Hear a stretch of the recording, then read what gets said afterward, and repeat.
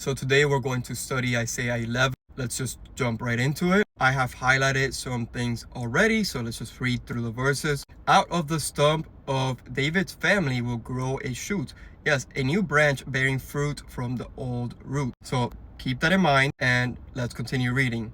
And the Spirit of the Lord will rest on him, the Spirit of wisdom and understanding, the Spirit of counsel and might, the Spirit of knowledge and fear of the Lord. He will delight in obeying the Lord. He will not judge by appearance, nor make a decision based on hearsay. Now, going back to verse 1, pay attention how the Messiah, this is obviously alluding to the Messiah, is given the name of a new branch, right? Now, did you know this is not the only instance in scripture where the Messiah is called the branch? So let's go to Zechariah 6. And there's so much foreshadowing, typology. You really need to sit down and study this chapter. But let's just look at the verses I highlighted. Then put the crown on the head of Joshua, son of Jehozadak, the high priest. So we have the name Joshua here, which, if you know Jesus, his Hebrew name is Joshua, which means salvation. Tell him this is what the Lord of heaven's armies says. Here is a man called the branch. He will branch out from where he is and build the temple of the Lord. Yes, he will build the temple of the Lord. Then he will receive royal honor and will rule as a king from his throne.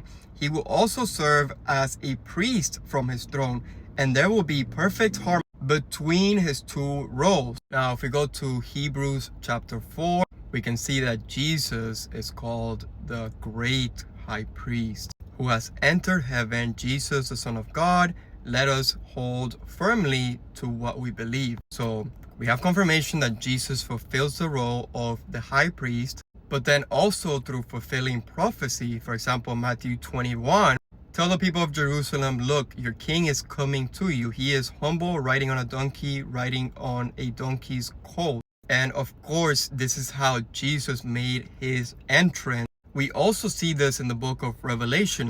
The Revelation affirms that Jesus is the King of Kings, Lord of Lords. So as Zechariah 6 says, the Messiah, the branch, will be able to have perfect harmony between being a high priest and a king. And that is exactly what we see through Jesus Christ, Yeshua HaMashiach.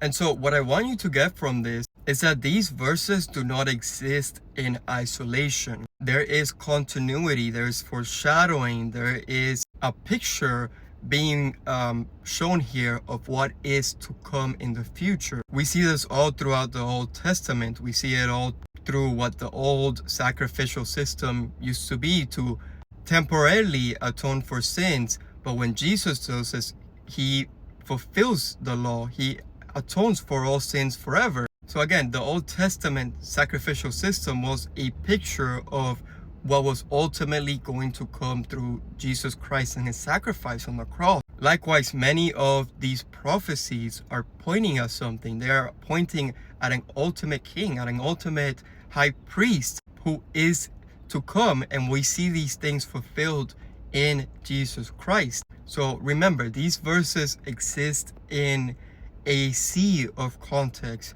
and unless you're not looking for the connections, you will not find them. If you read these verses in isolation, you will not understand the full message. So my encouragement to you is to read the Bible in context, read these books, and try to see how they connect together, and you will see just how beautiful scripture is. So that is it for today. I have done some other videos on the book of Isaiah. You are free to go back and look at them.